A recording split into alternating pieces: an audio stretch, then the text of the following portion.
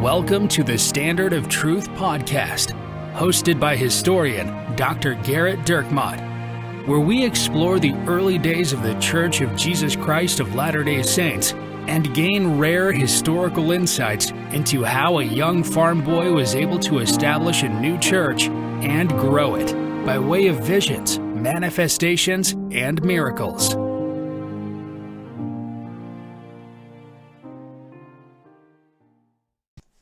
Hi, welcome to another episode of the Standard of Truth podcast. I'm again joined by my friends Richard LeDuc and Jonathan Oliver. Hello. Hey, how's it going? So I got a question for you about the various accounts of the first vision. So there's obviously multiple different accounts, and there's different target audiences for each one. Well, which one of them was then published first and became the most widely used at the time, and why? So there's a couple of different ways to answer that question. I mean, again, go back to if you didn't listen to our first part one of this podcast, you probably should listen to it because we cover some of these things. But second of all, it's important to understand that again, they're not looking towards the first vision as being the reason why people believe the same way we are today. They're looking at many other miraculous events as being of equal importance as well as the Book of Mormon. So there's similarities. But that is the great question. At what point is this first published to the world by Joseph? And actually, that's actually going to come in something that's actually very familiar to Latter-day Saints, but not for the same reasons. That's the Wentworth Letter that Joseph Smith writes to John Wentworth. Now, Wentworth had asked Joseph for a friend. Can you provide for me just a brief history of the Mormonites, essentially, for this history book that his friend is writing? Now, what that means is that Joseph knew in responding to this that the audience was absolutely not Latter-day Saint. The point is, it's a history book. I mean, John Wentworth isn't a Latter-day Saint. You know, the point of this is, what should people who aren't members of the church know about what Mormons believe? So that's the context of the question in the first place. So there's a couple of things that are going on there. First, as Joseph responds, he knows he doesn't have all day, right? I mean, you've got a limited space. Although it seems like on a podcast, you can just expand exponentially and just turn it into a part 3. In reality, when you're putting something into print, you have a finite space. So you're not going to be able to include everything. Second of all, your audience is going to be a different audience than, say, a group of church members in Nauvoo in the Grove listening to Joseph preach. So those are the two considerations to have. Now, in point of fact, this history book never actually ends up being, it ends up cutting off, beforehand. So it doesn't include this Wentworth letter that Joseph Smith writes. And so the church publishes it itself in the Times and Seasons newspaper in Nauvoo. So in March of 1842, Joseph is going to publish this account of the first vision to the world, obviously, but most especially to the church in the church's newspaper. Now, he's already written or dictated the account that's going to be in Joseph Smith history. The church history, Joseph Smith's working on that really from 1838 all the way up to this time in 1842. And they've already written, they've already edited, they've already prepared for publication Joseph Smith's account of the first vision in that document, in that sometimes will later be called the history of the church. But it hasn't been published yet. It's actually not going to be published, for another couple issues in the Times and Seasons. So this is the first place that there is a publication. It is relatively short, his account in the Wentworth Letter, because he's trying to include multiple things. He's trying to include the account of the publication of the Book of Mormon, how he translated it. He's trying to include some of the other aspects of their history. But he's going to give what seems to be a pretty familiar account to most Latter-day Saints in this. Again, so your target audience, not members of the church, your space, very limited. What are you going to say? He explains that not everyone could be right, that with this tumult of religions, and that God could not be the author of so much confusion, I determined to investigate the subject more fully, believing that if God had a church, it would not be split up into factions, that if he taught one society worship one way and to administer one set of ordinances, he would not teach another principles that were diametrically opposed. Believing the word of God, I had confidence in the declaration of James, if any man lack wisdom, let him ask of God, who giveth to all men liberally, and upbraideth not, and it shall be given him. You'll notice that idea that the Bible essentially spurs him to ask of God is something that runs as kind of this tether throughout these multiple accounts. That clearly that there are some things that are certainly in all of them. And one is that Joseph has questions. What precisely are those questions? They seem to be questions surrounding A, his own sinfulness, and B, about salvation. Well, those questions about sinfulness and salvation naturally lead to questions of who's teaching the right thing about sinfulness and salvation. Are the Methodists right when they teach me that salvation is a lifelong process and that I better not be a backslider and that I need to find a way first to get justification and then hopefully get some kind of sanctification? Or the Presbyterians right in saying that as I feel this call towards God, then that means God has already chosen to save me. My salvation's assured. Again, those two things are not compatible, which is what Joseph is saying expressly here in a way he doesn't say in his journal version, right? He's reasoned it out almost for the listener. If we think about this, if God is God, then the Lutherans and the Presbyterians and the Methodists and the Baptists and the Catholics can't all be 100% right. Whereas he says here in the Wentworth Letter, he would not teach another principles that were diametrically opposed. I think you could say it's a pretty diametrically opposed idea. Either Jesus died to save everyone, or Jesus only died to save a very few people. You can say, well, you're just trying to get into semantics. It's not very semantic who the Savior of mankind died for. That is an understanding of the atonement of Jesus Christ that is either one very limited way or one incredibly merciful, all-expansive way. I guess I'm kind of tipping my hand there, which one I think is right. That Joseph is kind of spelling out for his readers, hey, this question that I have is a question you should all have. They all live in a world where there's this faction, this infighting among religionists, each claiming that they're following the Bible and yet each teaching something totally different about the Bible. I know that's like really hard for us to understand today, how you would ever have any kind of infighting amongst groups and between groups. It's hard to believe. I mean, in their world, two Christians, because they weren't very civilized, they would disagree and argue and hate one another for not believing the same thing. Luckily today, you'd never have two people in a congregation that felt differently about, a certain political issue and then hate one another for it. Yeah. You would never have a U of U and a BYU fan, feeling negative thoughts towards one another. But Joseph, after explaining that he has asked this question, is going to give a very brief explanation of what he will expand upon, or he's already expanded upon, in the as yet unpublished Joseph Smith history. I retired to a secret place in a grove and began to call upon the Lord. While fervently engaged in supplication, my mind was taken away from the objects with which I was surrounded. I was enwrapped in a heavenly vision, and I saw two glorious personages who exactly resembled each other in features and likeness, surrounded with a brilliant light which eclipsed the sun at noonday. So you have this explanation of light again, but he's actually placing that light near the end.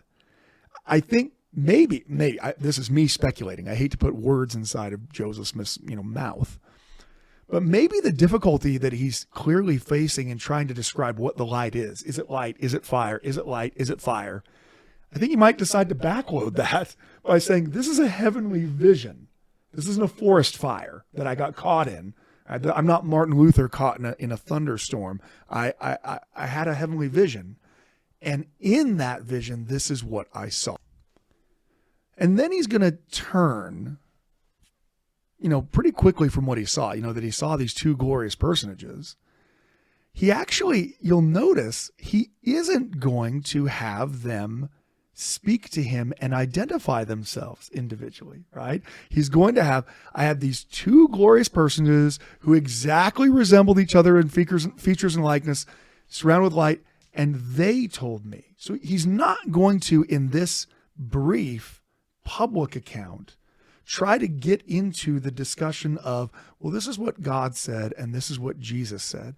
Now remember, part of what God said to part of what God said to Joseph Smith is actually very personal, right? That Joseph, calling me by name, this is my beloved son. That there's this personal connection between God and Joseph Smith.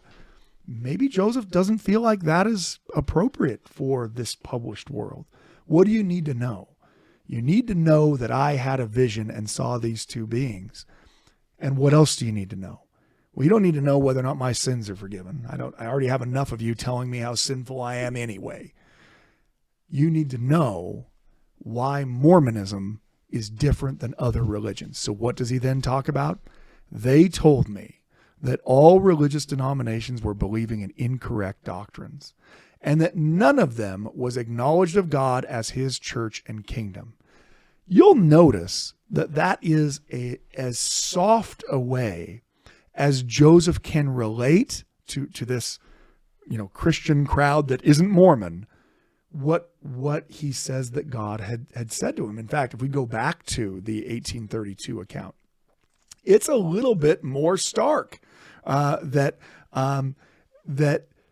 the world lieth in sin at this time, and none doeth good, no, not one. They have turned aside from my gospel. They keep not my commandments. They draw near to me with their lips, while their hearts are far from me, and mine anger is kindling against the inhabitants of the earth, to visit them according to their ungodliness, and to bring to pass that which hath been spoken by the mouth of the prophets and apostles. And lo, I come quickly, as it is written in the cloud, clothed in glory of my Father, and my soul, that's the end of that conversation. Then Joseph says, my soul was filled with love for many days.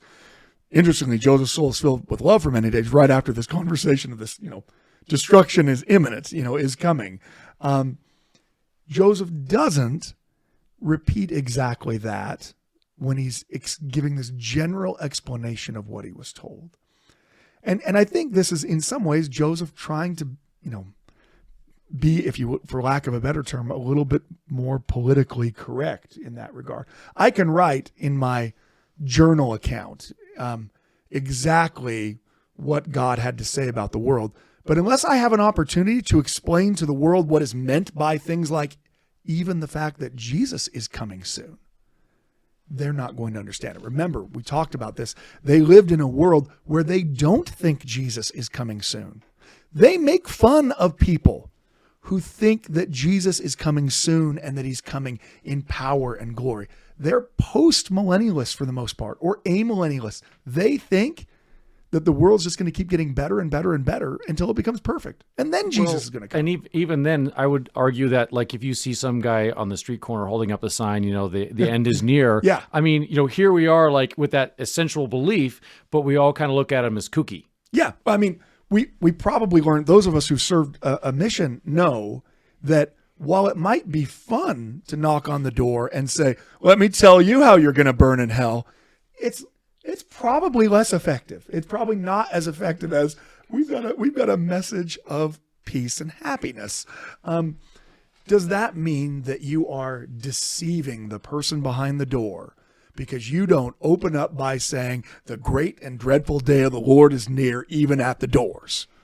No, it means that you understand that in order to understand these aspects of religion, you need a lot more information than I can give you in this very brief newspaper, cutout. Hopefully you get something from this that causes you to want to learn more about Mormons. But I'm not going to be able to describe to you Doctrine and Covenants section 93 in this little excerpt of a letter. So Joseph, I think he's placing the language in a way that's certainly true, but also in a way that's certainly more palatable. I've already established that God wouldn't have churches that are all split up into these factions. That's a reality for every person reading this, every non-Mormon reading this. They told me that all religious denominations were believing incorrect doctrines. That's actually probably not a hard conclusion for the person listening to come to either. At least all of them can't be right because they're all teaching different things.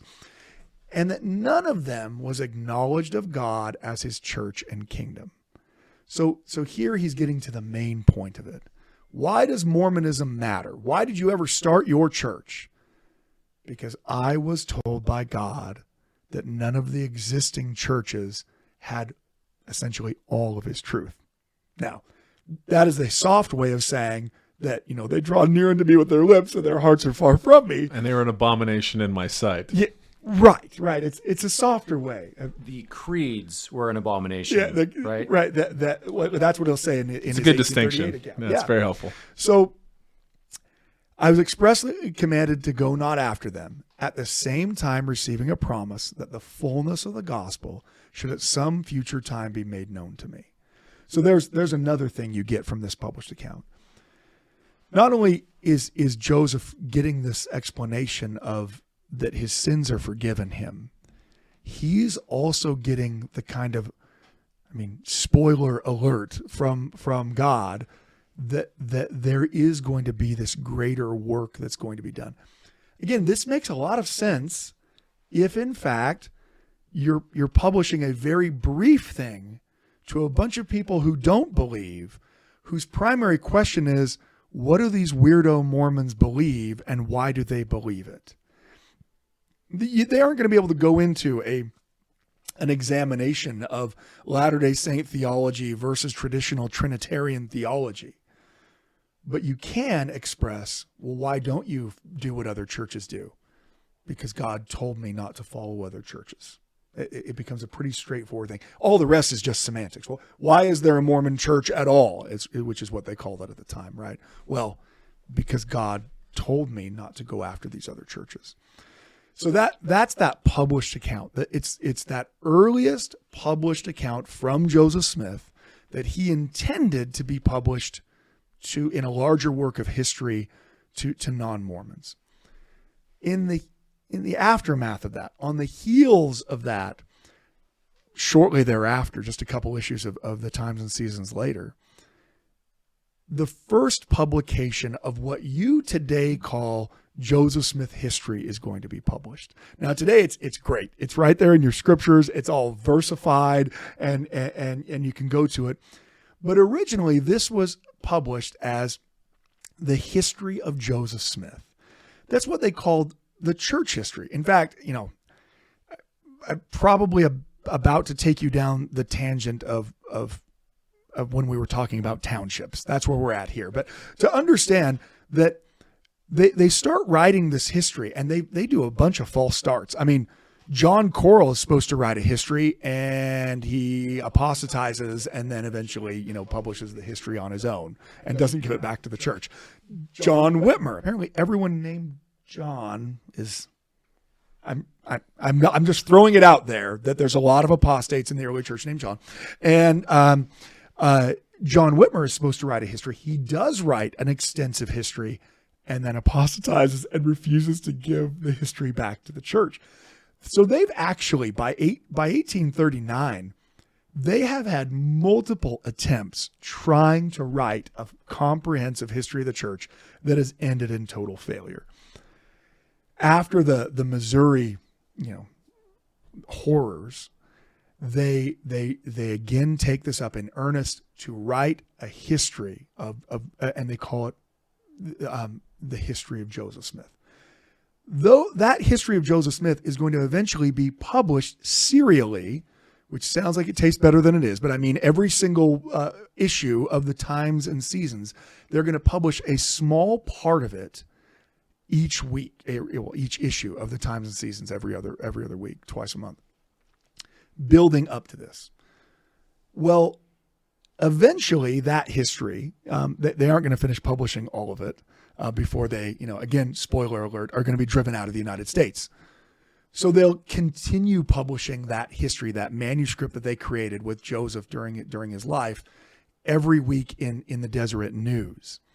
That history, that collection of all of these historical accounts, will eventually be published by B.H. Roberts in what you know as, the history of the church, that 6-volume set of maybe the colored binding you might have seen of the history of the church.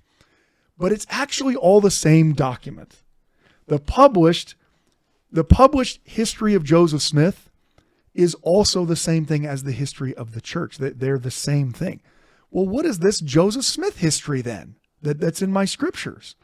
Well, what's that? Well, in 1851, Franklin Richards is the head of the mission in England, and he pulls together in a tract that he is going to publish multiple teachings of Joseph Smith, as well as multiple translations of Joseph Smith and multiple revelations of Joseph Smith.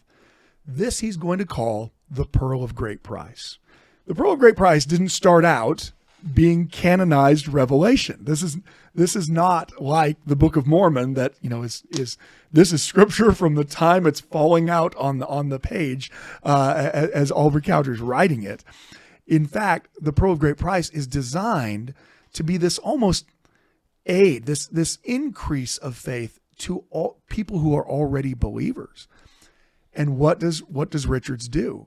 He has many of these back issues of the Times and Seasons, and he goes through and he edits this published history of Joseph Smith and creates the narrative that you have today in your Pearl of Great Price.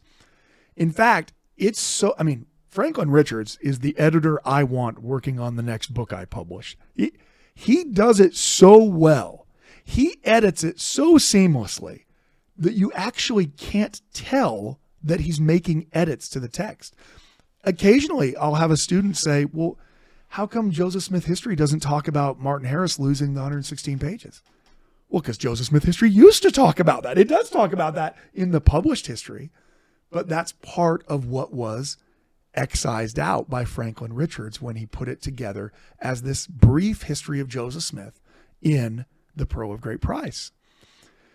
But they're actually all, if you're still following me at all, right, they're actually all the same document. So the history of the church, the history of Joseph Smith, and Joseph Smith history are actually all the same source. They come from this manuscript, this deliberate attempt to tell the world and the church what has happened. And in fact, Joseph tells you that from the very beginning, right? It's owing to the many false reports. Why are we writing this? Well, because we're coming out of Missouri, where Missouri's trying to convince the world that we're all just a bunch of rebellious murderers trying to destroy the state. Except who are the people that were being murdered? Oh yeah, it was us. I mean, so the plan is to get our truth out there. And in fact, I think this is a really good analogy of what the church is doing today, in fact, where the church is making increasing efforts at helping members understand their history. Well, why? I mean, why can't we go back to the times of the 1960s and 70s where, whatever's in the standard works, that's all I really need. Maybe I'll pick up a marvelous work and a wonder and Jesus the Christ and I'm good. Why do I need to know that there's multiple accounts of the first vision? Well, because in our world today, that knowledge vacuum never stays a vacuum for very long. Into the place of not talking about your own history, someone else steps and they are more than willing to tell you all about your own history. The saints have experienced this. They have gone through horrific persecutions in Missouri and in Ohio. And what is out in the public? Attacks upon them by their enemies. So you can see the reason why they want to get this history out there. Don't with your Eberhau book, talk about how, Joseph Smith made up everything this aspect of the Book of Mormon or the gold plates. Let me tell you what actually happened. So that's the impetus of the creation of the history of the church. And it's a portion of that history that is excerpted out and then is put into the Pearl of Great Price. The Pearl of Great Price has other things in it, like it originally had revelations that Joseph had received, but had never actually been published, like we talked about with the revelation on. And I believe it also had lectures on faith. Does that sound right? Well, the lectures on faith were in the Doctrine and Covenants. They were in the 1835 Doctrine and Covenants, but eventually taken out. But yes, the Pearl of Great Price has multiple revelations that Joseph Smith received but weren't published.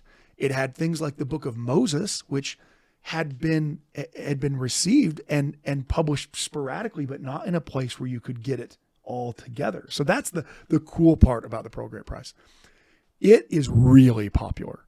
In fact, when they are setting the cornerstone of the Salt Lake Temple, one of the books they put into the Salt Lake Temple, the cornerstone, is a copy of the Pearl of Great Price. So that it kind of gives you an idea of what Brigham Young thinks about it.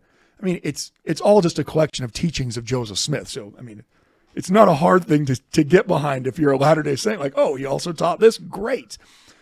But it's not until 1880 that it's actually going to be canonized as a book of scripture in the church. So up until that time, it's really popular collection of Joseph Smith teachings.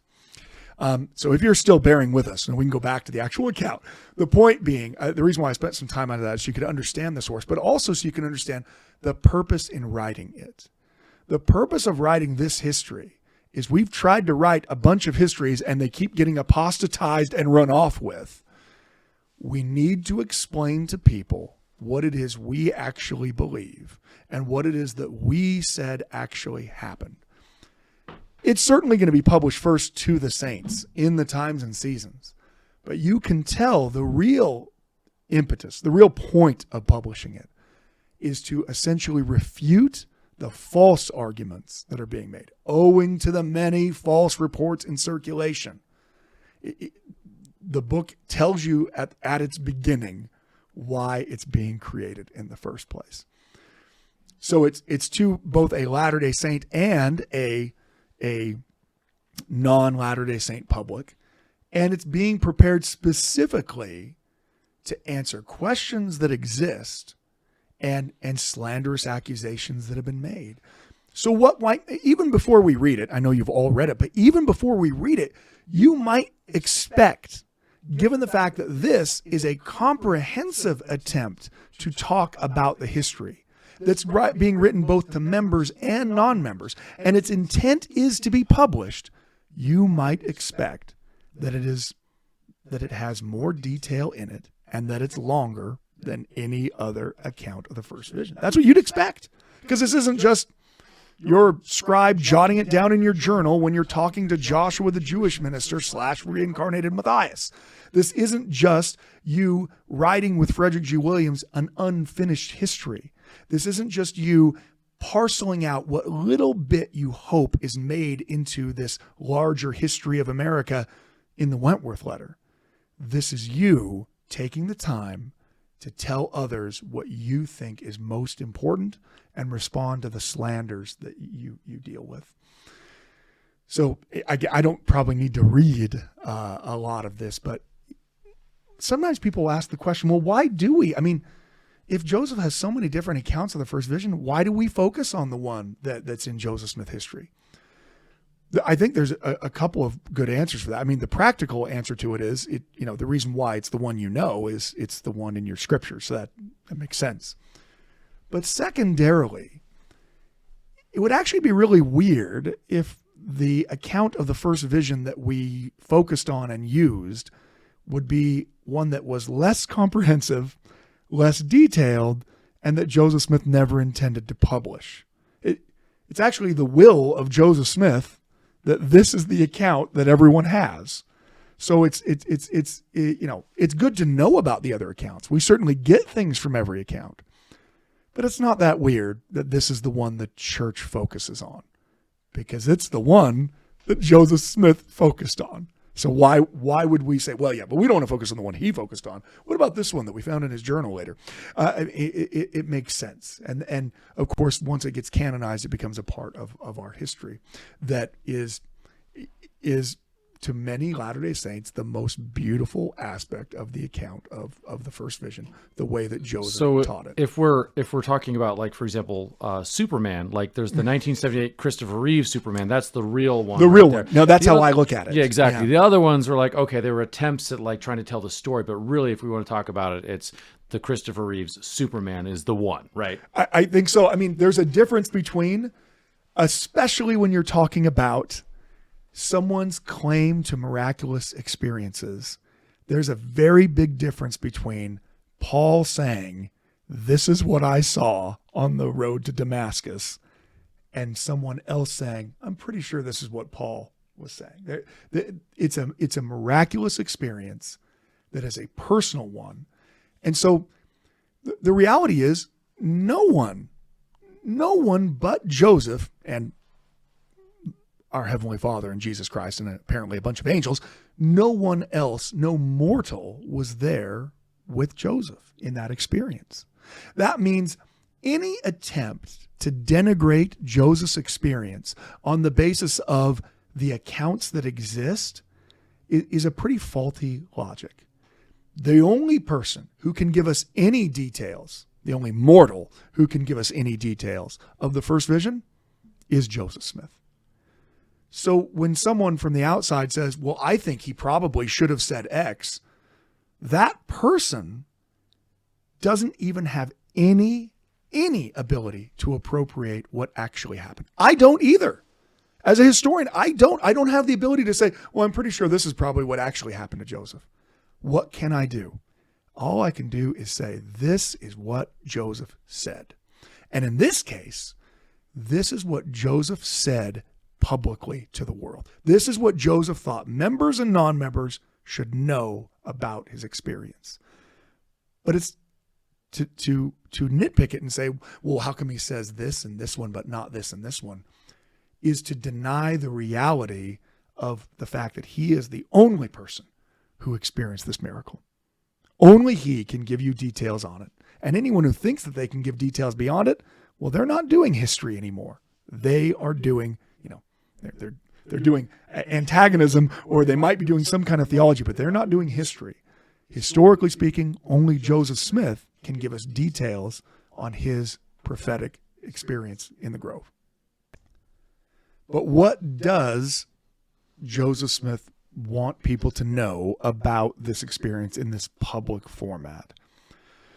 Again, I'm not going to read the whole thing to you because it's something it's so familiar to you and you can read it yourself, but he is really kind of combining many aspects of these various accounts that have come before. First of all, that he really has a question is something, again, that thread that's running throughout. But you also have him, talking about this power that's trying to stop him. Now, the Wentworth Letter didn't say anything about that, and probably didn't say anything about that because there wasn't space, and the attempt to introduce this evil enemy in without space might just lead people to say, "Oh yeah, I'm sure you felt Satan right before you had your experience, Joseph." That kind of response, or old Joe Smith, which is probably what they actually said. And so you have some of that, right? Joseph says, I retired to the place where I previously designed to go, looked around me, found myself alone. So he offers that up to explain that he's not out there with someone else. Instead of giving the details of the hearing the footsteps and jumping up, he has this, I had scarcely done so when immediately seized upon by some power which entirely overcame me. Had such an astonishing influence over me as to bind my tongue so that I could not speak. So here he's actually giving even more detail of this satanic influence that was preventing him from speaking. Exerting all my powers to call upon God to deliver me up out of this enemy which seized upon me at that very moment when I was ready to sink into despair and abandon myself to destruction. Not an imaginary ruin, but the power of some actual being from the unseen world who held such marvelous powers I had never before felt in any being, Just at this moment of great alarm, I saw a pillar of light over my head. That it's interesting that another aspect to these various accounts that we need to take seriously is that all of us reflect on our experiences, our religious experiences, with knowledge that we gain over the course of time. Anyone listening to this podcast, still listening, so Mom, if you can remember at all what you thought about your patriarchal blessing when you first got it. Now, some of you, maybe I have, a 16-year-old listener who's like, oh yeah, it was like last week. I totally remember exactly what I was thinking. But for many of you, you treasure your blessing and you read it often and you think about it often. But can you remember exactly what you thought about the words the patriarch spoke as he said them? I won't pretend to speak for you, but I'm going to guess that even in the tiny interim between when he spoke them and when you received the typed up or printed up copy of it, when you went back and read it again, you noticed things that you didn't actually notice the first time that when it was first being spoken. So even at the very earliest stage of having received this blessing, it's a spiritual experience for you. You have an idea of what you think it means or what it says, but even in your first rereading of it, there are things that change from what you initially thought. That's just in the first couple days. Now imagine having, looking back on that blessing from decades removed from it, rather than just days. What has happened in the interim? I mean, all of you have had this experience where at one point in your life, you might even have shared it with someone like, yeah, my blessing says this. I'm pretty sure that means I'm going to be X or I'm going to do Y, right? And then life happened. And suddenly you realized, I can't believe that I ever thought that my blessing meant this was going to happen. It obviously meant this was going to happen. It wasn't that you were lying to your younger self. It wasn't that you were like, oh yeah, I'm going to totally fool myself about what this means because this isn't what it means at all. It's that your understanding of that event changes over the course of time. You might have phraseology in your blessing that says something to the effect of, you will have the ability to bear your testimony to many people. Well, you probably think, when you're a teenager and you get that, that means I'm going to go on a mission. And that's what you think it means. And the whole time you're on your mission, you go back and you reread it and you think that this is me fulfilling my blessing. And then after your mission, you end up, getting called later in life to be a mission president or a General Relief Society president or something like that. Suddenly, when you look back on the words that say, oh, you'll be able to preach to many people, it's a lot more than just the people that I ran into on my mission. Now, the words didn't actually change. The experience didn't actually change. So what changed? Your interpretation of that experience based upon your new knowledge. So look, there's no way to put the genie back in the bottle for Joseph Smith. There isn't any way to do it for any of us. If the only type of ice cream you had ever tasted in your entire life was vanilla ice cream, and then I gave you some chocolate ice cream, you wouldn't be able to just pretend that you'd never tasted vanilla ice cream as you made the comparison in your mind. You might say it to make me feel better, when I'm trying to prove to you how great the chocolate ice cream is, primarily because it doesn't have any mint in it, because mint and chocolate don't belong together. That's a terrible sin. But the reality is you can't actually unexperience the experiences you've had, however much we want to. So look, by 1842, 1832 when this is published, but really it's 1839 when it's being written, Joseph Smith has had multiple religious experiences. Multiple religious experiences. He knows now more about God than he ever knew before. He couldn't possibly know some of those things when he was a 14-year-old in the Grove. But now, as he's describing them, it makes much more sense to him. And a great example of this is Joseph is going to come to a very stark realization of the reality of Satan. And I know I've talked about this before, but one of the increasingly unique aspects of Latter-day Saint theology in this Christian world is that Satan is a real being. It is a fading belief among Christians. Now, again, you're thinking, no, all the Christians I know, they believe in Satan. I'm not saying most Christians don't believe in Satan. What I'm saying is, over the course of the past century, a rapidly increasing number of Christians do not believe that Satan is a real being. They think that it's a way of talking about sin, that it's a collection of different ideas about fallen sinfulness, but not a real being. Well, Latter-day Saints have a pretty certain theological belief that Satan's a real being. Why? Because of all these revelations that Joseph Smith had, in which it's Lucifer is a big part of the plan of salvation, in the sense of him rejecting it. It's part of the story. Well, Joseph knows that. And so you can see him trying to assert that here, right? That this is not an imaginary ruin. This is an actual power of an actual being from an unseen world. This isn't just, I kind of lost my confidence as I began to pray. No, something was trying to destroy me. And it's that insight that I think Joseph has gained over the course of time. We know that earlier he still thought there was opposition. He still thought it was hard to go through with it. But by this time period, he's able to reflect on it in a little bit more depth. Again, you all know it. No sooner appeared that I found myself delivered from the enemy which held me bound, when the light rested upon me, I saw two personages whose brightness and glory defy all description, standing above me in the air. One of them spake unto me, calling me by name, and said, pointing to the other, "This is my beloved son, hear him."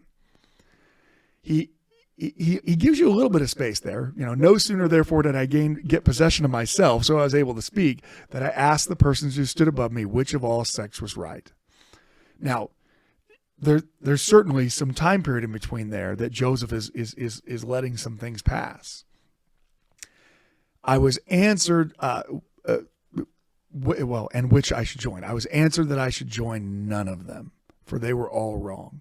And that personage who addressed me said that all their creeds were an abomination in his sight, that those professors were all corrupt, that they draw near to me with their lips, but their hearts are far from me. They teach for doctrines the commandments of men, having a form of godliness, but they deny the power thereof. And so here you get what is certainly there in the 1832 account, and not so much in the 1835 account, and not at all really in the Wentworth account. You get this much more expansive explanation. Why are all of them wrong? Why shouldn't I join any of them? Well, in the Wentworth Letter, they're all teaching incorrect doctrines. What exactly are the incorrect doctrines that they're teaching? Well, their creeds are an abomination in his sight. Right? So you get the it's one thing to say, they're teaching incorrect doctrines. That's a fairly passive way of saying I don't agree with everything they say. It's quite another when the Lord says the things that they believe are an abomination. Their creeds are an abomination in his sight. They draw near to me with their lips, but their hearts are far from me. So that phraseology, obviously, it resonates from that. And so while we might say, well, how come Joseph in this account didn't talk about there also being angels present in the grove? The frank answer is, I don't know. But I do know that Joseph did talk about angels being a part of that vision in his 1835 journal. You don't have to recount every aspect of an event from the past exactly with all of its details in order for you to be telling the truth about that experience, especially when we are talking about this miraculous experience. The writers of the Gospels do not give the same account of various aspects of Jesus' life. From his birth to his ministry, to when he cleansed the temple, to when the crucifixion took place, there are discrepancies. And one might, if they wanted to apply that type of cynical logic, say, clearly all the gospel writers are just lying about this. They're just making it up, because if they were telling the truth, they'd all have the exact same story. But the reality is, generally, a historian is going to say that the writer of the Gospel of Matthew and the writer of the Gospel of Mark and the writer of the Gospel of Luke all believe that they are telling an accurate portrayal of Jesus' life. That they aren't attempting to deceive anybody. They really believe, and they want you to believe, and they believe that they're presenting it the right way, even though it's from different perspectives, and even though there are sometimes contradictions between those different ways of talking about it.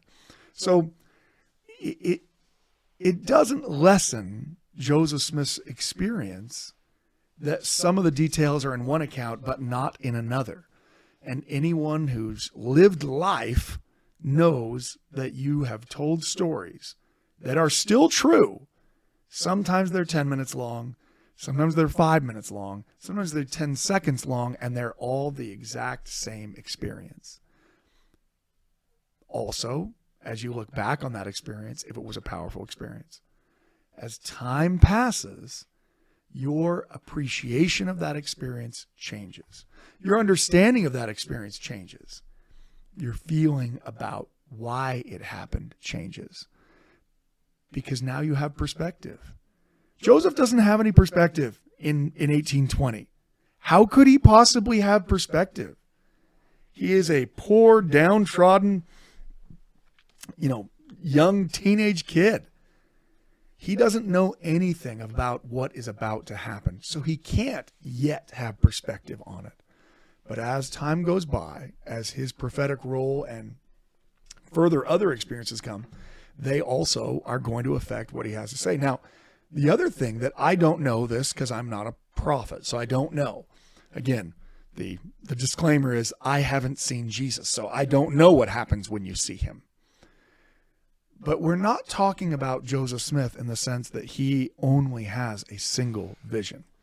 Joseph Smith is going to have manifestations of the divine multiple times throughout his life. I don't know how well you are able to separate those powerful manifestations. Even if I think about the very spiritual experiences I've had in my life, if you were to ask me to separate them out or to categorize them, was this experience more spiritual than this one was? I would struggle trying to, I felt kind of like this in this one, but I felt like this in this one. What's the reality? To me, the reality is those experiences, both of these two I'm thinking of, were real.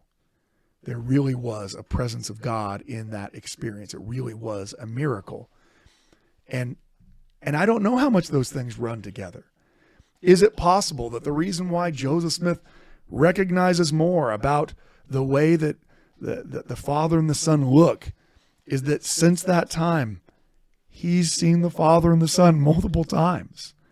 How could that not affect the way that you talk about it, having had that multiple experience? So I think one of the ways we see this, we actually talked about this when we were talking about the translation of the Book of Mormon. Moroni comes and quotes all kinds of things to Joseph Smith. Here's a bunch of Old Testament scriptures. And if Joseph is anything like anyone else who's ever studied religion, it's hard to remember all the Old Testament scriptures, right? Those are the hard ones. And yet, what does Joseph Smith remember from that experience? He remembers pretty consistently, as he's retelling it, that the prophecy of Malachi, right? That I will send you Elijah the prophet before the great and dreadful day of the Lord. Why does Joseph remember that in particular when he's writing this history? I think it's because Elijah had appeared to Joseph Smith. And so what a jogging that would be to whatever his memory was of that experience with the angel, that in fact, Elijah did come just like Moroni said he would.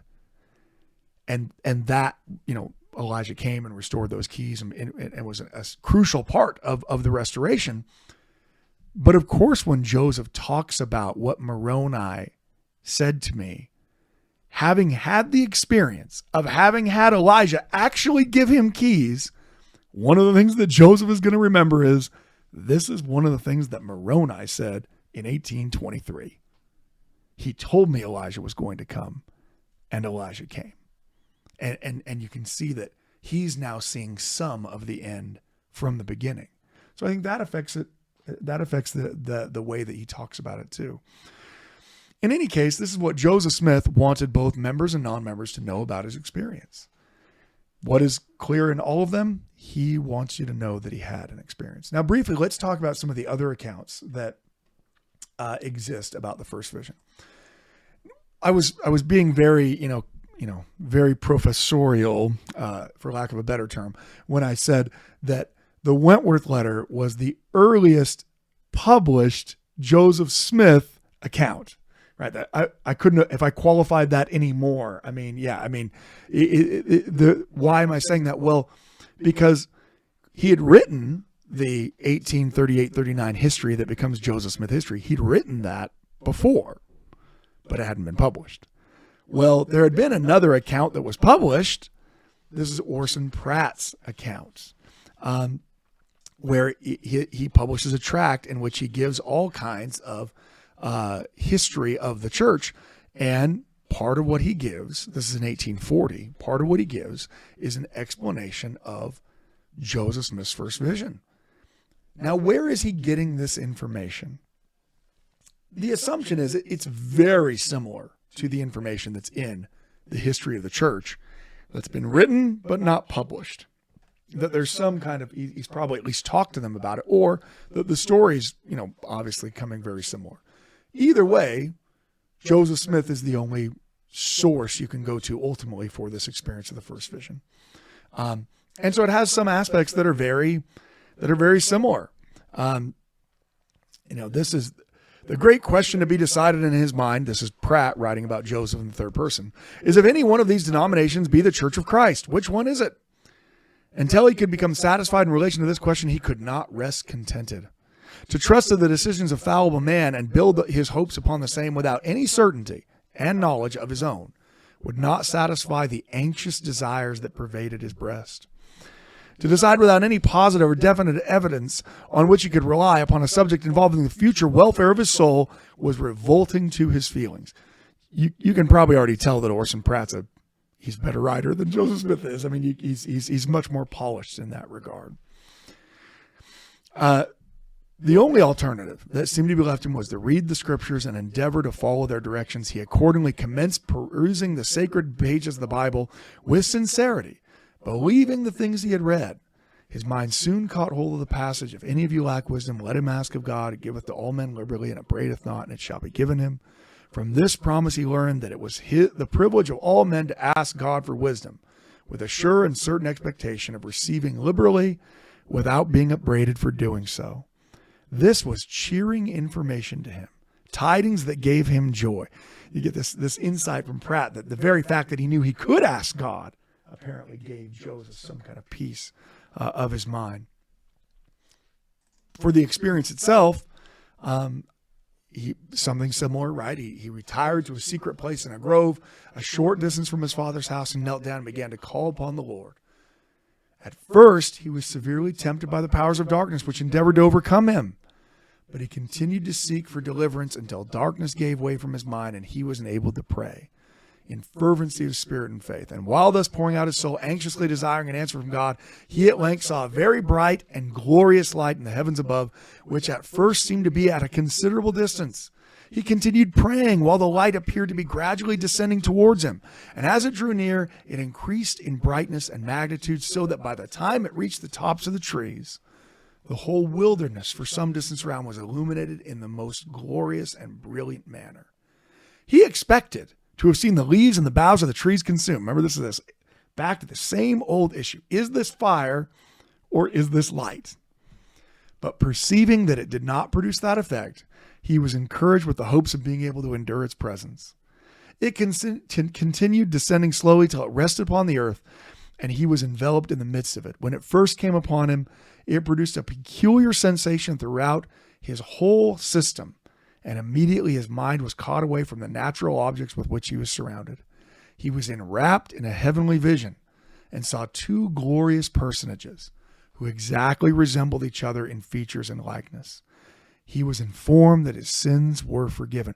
Notice this is fairly similar to the way the Wentworth Letter describes it. Again, Pratt's publication it's a publication to the world. So its audience is designed to be for many non-members, explaining what Mormons believe. He was also informed upon certain subjects which he had for some time previously agitated his mind, that all religious denominations were believing incorrect doctrines. So you can see the similarities there. But the reality is Pratt, as the writer, is choosing what of Joseph Smith's story that he's heard or read to include to the reader. You now have a separate filter, right? Because now it's not simply what did Joseph say and why did he say it? Now it is, what did Joseph Smith say and why did he say it? And why did Pratt decide that those parts were the parts that were most important that he included? It doesn't mean that what Pratt's saying is in any way disingenuous if it's different, but it does mean that there's a filter that you have to recognize.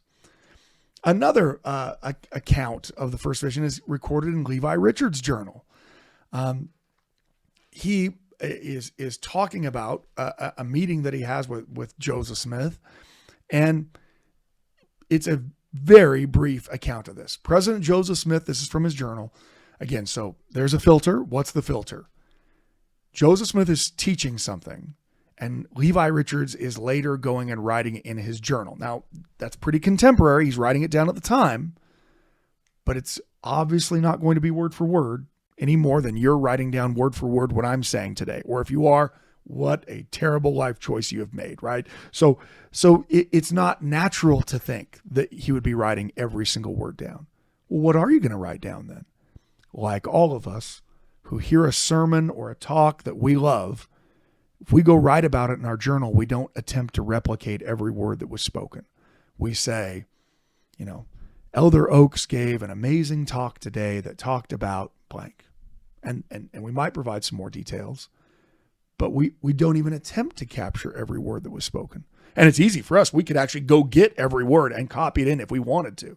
Instead, we reflect the parts that were important to us.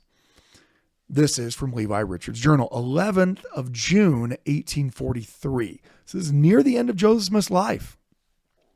President Joseph Smith bore testimony to the same, saying that even as a youth he began to think about these things, but could not find out which of all sects were right. He went into the grove and inquired of the Lord which of all sects were right. He received for an answer that none of them were right, that they were all wrong, and that the everlasting covenant was broken. He said he understood the fullness of the gospel from the beginning to the end, and he could teach it, and also the order of the priesthood and all its ramifications. Earth and hell had opposed him and tried to destroy him, but they had not done it, and they never would. So you can see, whatever Joseph told Levi Richards, that's what Levi Richards' takeaway was that he recorded in his journal.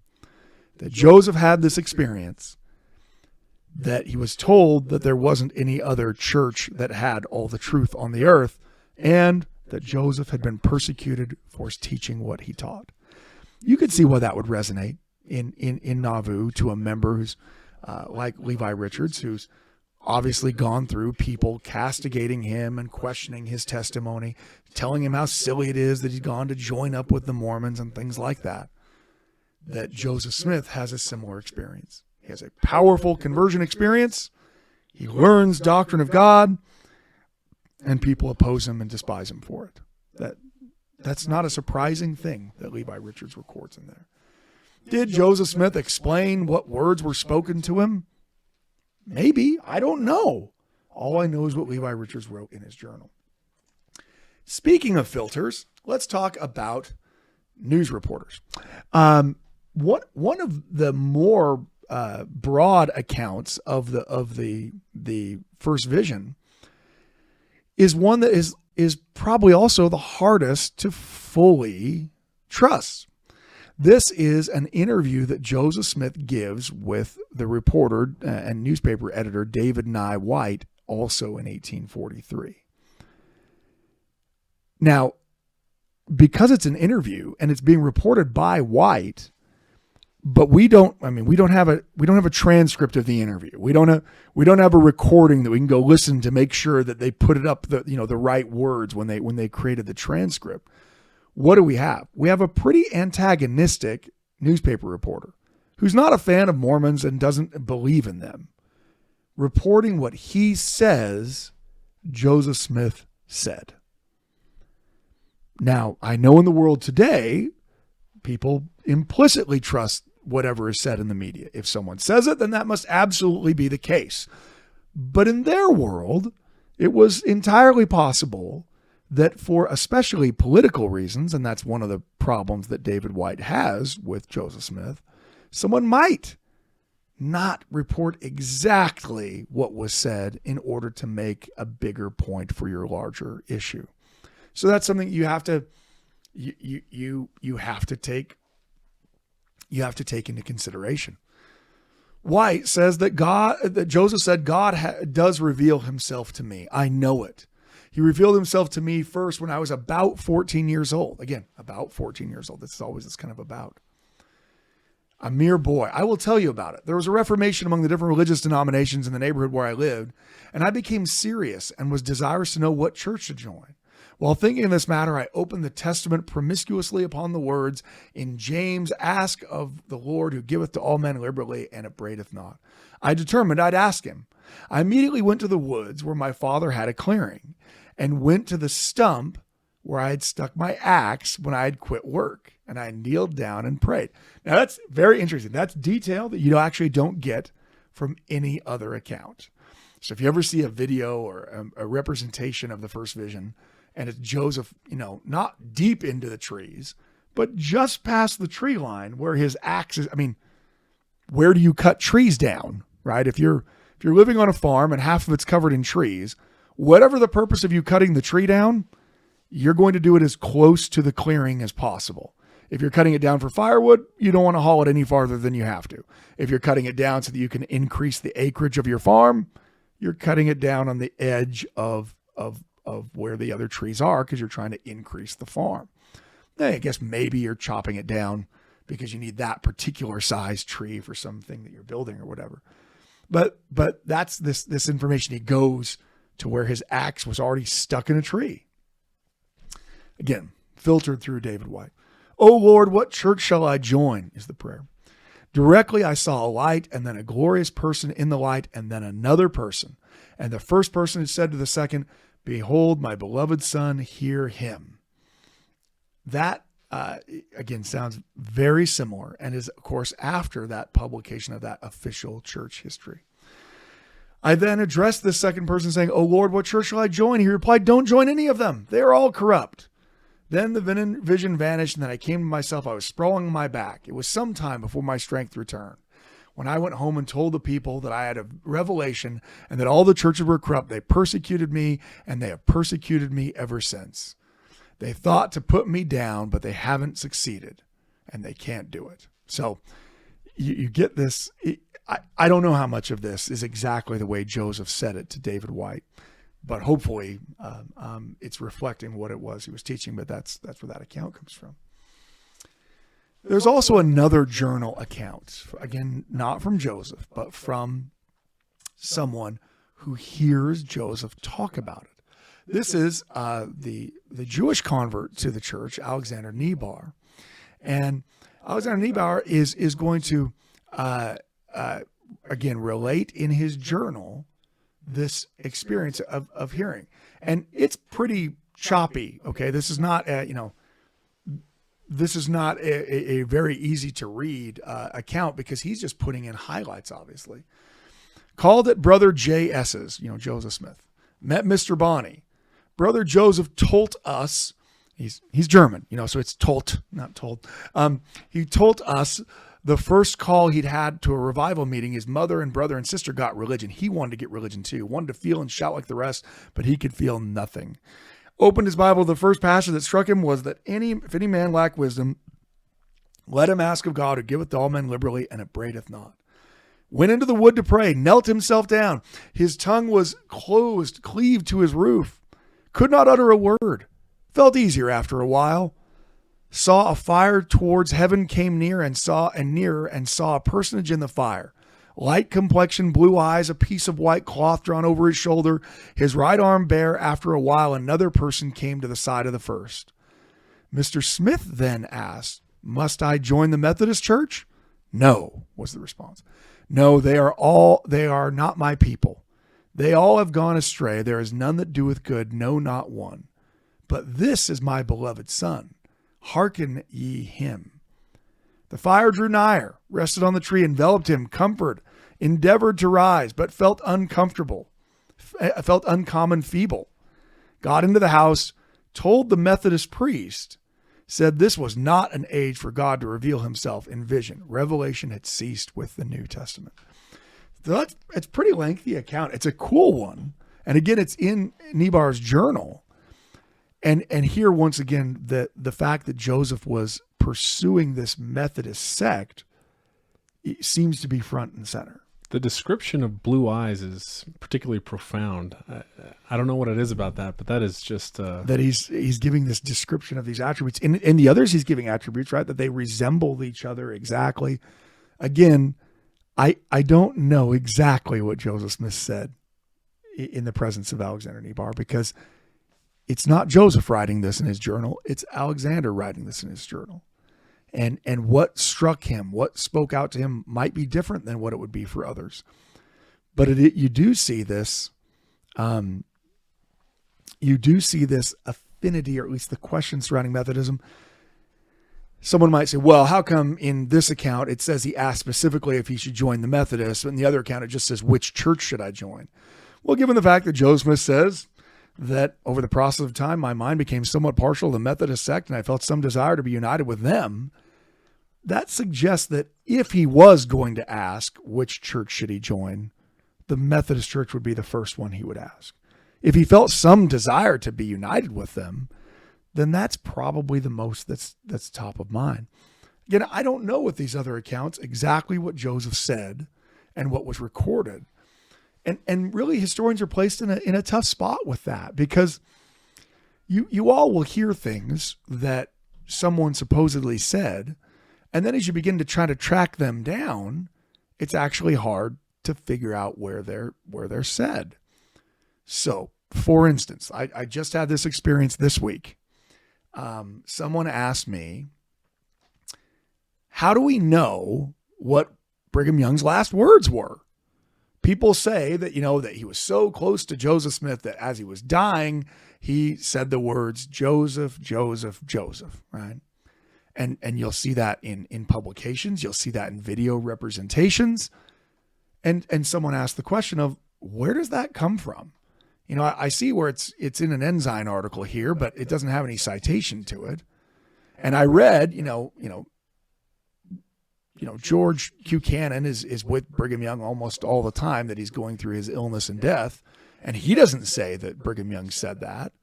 So is this just made up? How do I know? Well, what's our source on that? Well, the obituary that's published anonymously about Brigham Young a few days after his death states that was the last intelligible words he'd said, that he actually said other things you couldn't understand. I don't know who's the witness for that. I don't know who was writing that down. There are obviously lots of people around him in his sickness, but that's where that source comes from. Similarly, we're left with some historical ambiguity of what was actually spoken as opposed to what was recorded and when and in what order that happened. Someone might, I guess, be really upset that it seems that in this account that Joseph doesn't ask his question. That he isn't told about the beloved son until even after he's told which church to join, and those things are out of order. So I might say, yeah, the order's off. This can't be right. Or possibly Neibaur, as he's recording in his journal, can't keep the order straight of the miraculous vision that he just had described to him. There are a lot of possible causes. But again, back to the main point, none of them that would cause you to say, well, this can't possibly be true because this account doesn't say exactly the same thing this one does. Now, I know we've gone a long time, but I want to close up here by saying the important aspect of the accounts of the first vision is that we have this record that Joseph Smith had an experience with God. Whether that experience included angels or not, whether that experience included having God speak to him first or Jesus speak to him first, or the light being fire, or whether those are all essentially semantic concerns as people are wrestling with how the events of that vision actually took place. The real question is, did Joseph Smith have a vision? Once the answer to that question is yes, the details of it are simply just gravy. They might make things taste better. They give us a good insight. But the essential aspect is, did Joseph Smith see God? Did Joseph Smith have an experience with the divine? If the answer is yes, and Joseph Smith is certainly saying that he had an experience with the divine and many other experiences, then that means whether all the details in every account and every journal entry of anyone who ever recorded what he said about the first vision, whether they line up or not, is not the point. The Gospels in the New Testament don't agree on every point, don't tell every story. And that's not the point. What is the point? Jesus is the Christ. Whether you hear every gospel tell the story of the Good Samaritan or not has no bearing on whether or not Jesus taught the story and whether or not that story teaches a true principle. Similarly, you don't get all the details of the resurrection and the crucifixion from every one of the accounts. There are parts here and there are parts there. But what is the part that matters? You have a Savior who suffered for your sins and died for you. That wherever you are at, whatever hole you might find yourself in spiritually, because of Jesus Christ, you have the ability to repent and become something different. I love Joseph Smith, and I love the account of the first vision because it's the reason why I believe in Jesus Christ. I am not of the temperament that I would believe if I was forced to rely solely on the accounts of people from 2,000 years ago. My historical and analytical mind wouldn't allow me. At least I don't think so. Why do I believe? Because the Holy Spirit of God has told me that Joseph Smith did see God. And if Joseph Smith saw Jesus, then that means Jesus really does live. And if Jesus really does live, then all of us can be forgiven of our sins and all of us will live again. That's the message of Christianity. It's the beautiful, comforting thought in this world filled with horror. So I urge you, as you study the accounts of the first vision, find the parts that are interesting. Notice how, he says this one here, but Neibaur says this here. But never lose sight of what's actually going on. Joseph Smith is declaring unequivocally that the Lord Jesus Christ lives and spoke to him. And he can speak to all of us as well. So we'll talk more about some other church history topics in future podcasts. But thank you so much for your time. And I hope everyone out there has a good week and does well. And we'll see you with the next one we drop. Thank you for listening to the Standard of Truth podcast, hosted by historian Dr. Garrett Dirkmaat. If you know anybody that could benefit from the material in this episode, please share it with them. And for more resources, visit standardoftruth.com. Until next time.